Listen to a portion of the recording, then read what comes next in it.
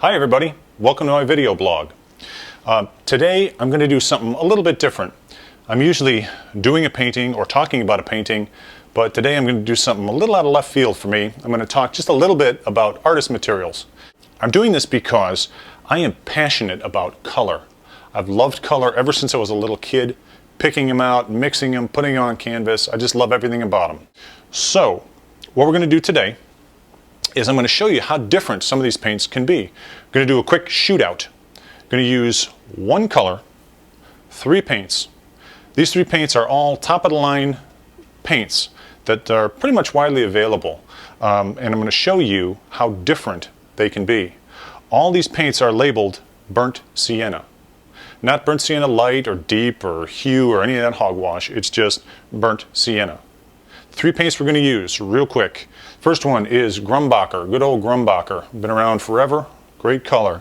Their artist line is called Pre-Tested. I have no idea what in the hell they were pre-testing for, but it's pre-tested, and isn't that a wonderful thing? Second one is Old Holland. Old Holland is another top-of-the-line company, really fine product. It's a little more pricey, a little more upscale, but great ingredients, well made, really good paint. And it also says in French on the label, Sienna Brûlée, and that's just kind of fun to say. The other one is by a dude in England. It's a little harder to find over here in the States. It's by a guy named Michael Harding, and he calls his line Michael Harding. But he mixes his pigments by hand, and it's a really nice paint. Not widely available. If you Google Michael Harding, I'm sure you can find it. I ordered mine over the internet. It might be worth checking out. It's a nice paint. So what I'm going to do real quick is I'm going to take these paints. I've got a sample of Grumbacher, Old Holland, and Michael Harding's paint up here on a plain white canvas panel. On this panel I just spread a very thin coat of linseed oil just to make it flow, to make it spread. And all I'm going to do is just grab this and pull it down and just show you this, because all of these are labeled burnt sienna, but they are all different. The first one, Grumbacher. This is Grumbacher is a mix of synthetic iron oxides. It's a mix of PR101, which is pigment red 101, and PBR7, which is pigment brown number 7. Both synthetic iron oxides mixed together. I wish they told you the percentages of these, but they don't, and that's just the way it goes. So these are mixed together. All we're going to do is grab a big slug of this, like this, and just pull it down into the linseed oil and spread it out so you can see it. And that's not quite enough. Let's do it again. There we go.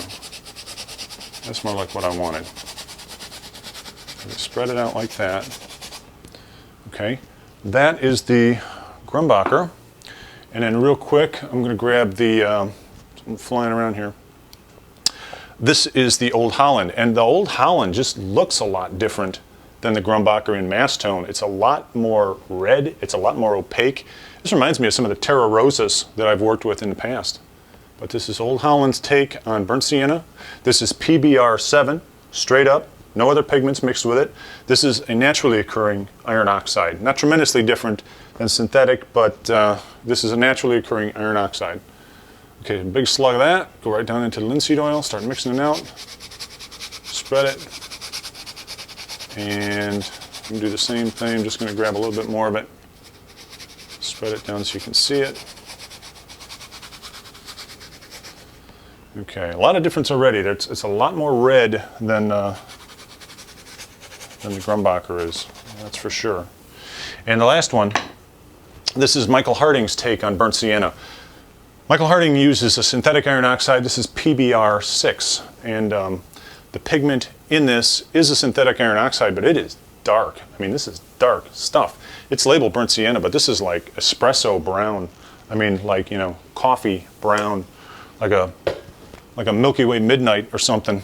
I'm going to take a little of this, real silky paint, and just going to drag it right into the oil and spread that out.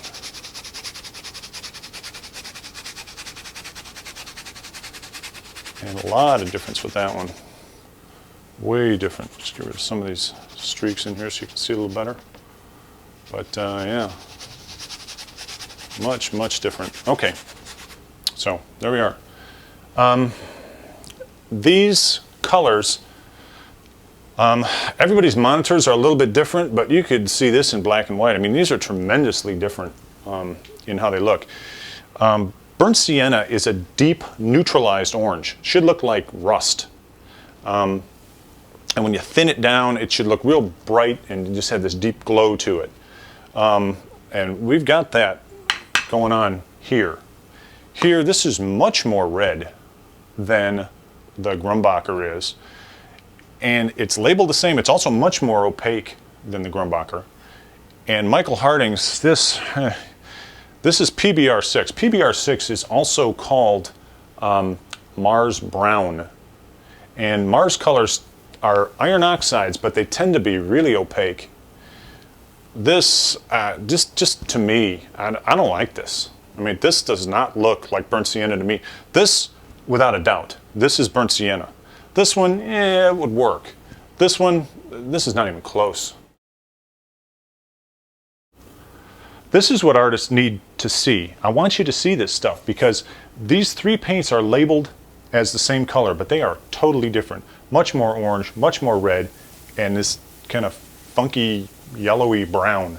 These are all labeled burnt sienna. Much, much different. I mean, you can try this yourself, but you're going to have to get a lot of tubes of paint, but I'd encourage you to do it. Get in there and mix and match and find what works for you. If this was any interest to you at all, please let me know. You can leave some comments below. One way to do that, I'll give you a question of the day. Which is your favorite, or better yet, do you use one brand all across your palette, or do you mix and match colors? I'd love to know. Anyway, until next time, I'll see you in the wild.